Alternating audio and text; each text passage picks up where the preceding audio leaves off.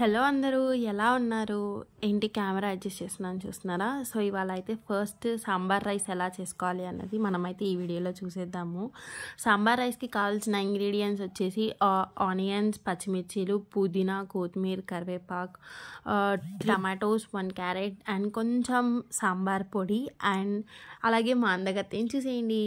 మా లేరీ అయితే ఉండి సడన్గా ఏడ్చేయడం స్టార్ట్ చేసింది. ఎందుకు ఏడుస్తుందా అనుకున్నాను, తర్వాత చూస్తే అర్థమైంది ఏంటి అంటే ఉల్లిగడ్డలు కట్ చేస్తూ ఏడుస్తుంది. సో నేనైతే టమాటోస్, క్యారెట్స్ అండ్ ఆనియన్స్, పచ్చిమిర్చి అన్ని చిన్న చిన్నగా కట్ చేసుకున్నాను. క్యారెట్స్ మరీ సన్నగా కట్ చేసుకోకండి, ఎందుకంటే ఉడకబెట్టినప్పుడు మొత్తం స్మాష్ అయిపోతాయి. 1/2 టీ కప్ శనగపప్పు నానబెట్టుకోండి అండ్ అలాగే 1/2 టీ కప్ పెసరపప్పు కూడా నానబెట్టుకోండి.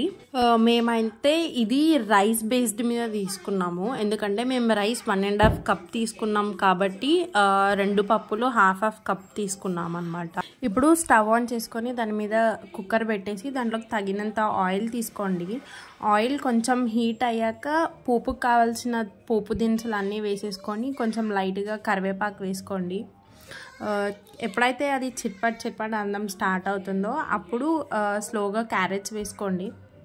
క్యారెట్స్ మగ్గినాయి అని అనిపించగానే ఆనియన్స్ వేసుకొని కొంచెం లైట్గా కలపండి. తర్వాత పచ్చిమిర్చీలు వేసుకోండి. పచ్చిమిర్చీలు మంచి టేస్ట్ ఇస్తాయి కర్రీకి. తర్వాత అల్లం వెల్లుల్లి పేస్ట్ వేసుకొని కొంచెం సాల్ట్ వేసుకోండి. సాల్ట్ ఎందుకు వేస్తున్నాము అని అంటే వెజిటేబుల్స్ అని తొందరగా ఉడకడం కోసం అనేది మనం సాల్ట్ వేసుకుంటున్నాము. తర్వాత టమాటోస్ వేసి మూత పెట్టేసేయండి. ఎప్పుడైతే మగ్గింది అని అనిపించిందో తీసి తర్వాత కారం, ధనియాల పొడి, కొంచెం గరం మసాలా వేసుకొని మళ్ళీ ఒకసారి బాగా కలపండి. వీటితో పాటు కొంచెం సాంబార్ మసాలా పొడి వేసేసి బాగా కలపండి. కలిపేసుకొని కాసేపు మూత తీసి తర్వాత అందులో కరివేపాకు అండ్ కొంచెం పుదీనా వేసుకోండి.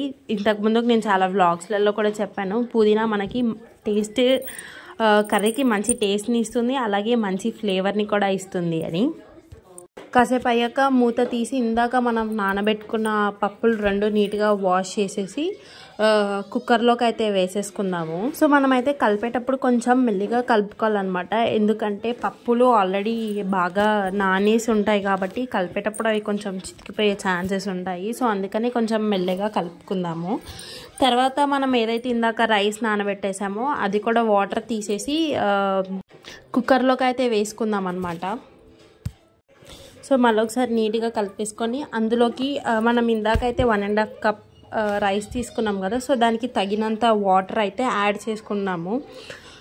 మేమైతే 1.5 కప్ రైస్ తీసుకున్నాం కాబట్టి మా రైస్ కొంచెం మెత్తగా కుక్ అవుతుంది అని చెప్పేసి నేనైతే 3 గ్లాసెస్ ఆఫ్ వాటర్ అయితే తీసుకున్నాను. సో మీకు ఏదైతే కంఫర్టబుల్గా ఉంటుందో వాటర్ అంతా యాడ్ చేసుకొని కుక్కర్ మూతనైతే పెట్టేసేయండి అనమాట. 3 విజిల్స్ వచ్చేంత వరకు సిమ్ మీద పెట్టేసి ఆఫ్టర్ 3 విజిల్స్ స్టవ్ అయితే ఆఫ్ చేసేసి సర్వ్ చేసేసుకొని తినేయడమే. నేనేంటి ఆ పోస్ట్లో నిల్చున్నా అని చూస్తున్నారా? సో మా కుక్కర్కి అయితే విజిల్ రాలేదనమాట. సో అందుకనే నేనే స్పూన్తోని 3 విజిల్స్ వచ్చేంత వరకు ఆగాను. తర్వాత కుక్కర్ క్యాప్ ఓపెన్ చేసి మేమైతే ఫుడ్ సర్వ్ చేసేసుకొని తిన్నాము.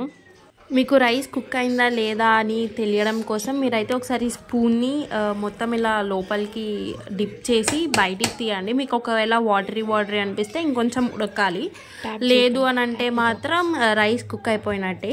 తర్వాత మీరు ప్లేట్లోకి సర్వ్ చేసేసుకొని తినేయడమే. Mini, you like it? Yes.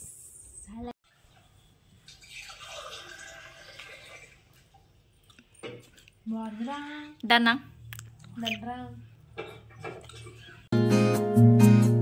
Done.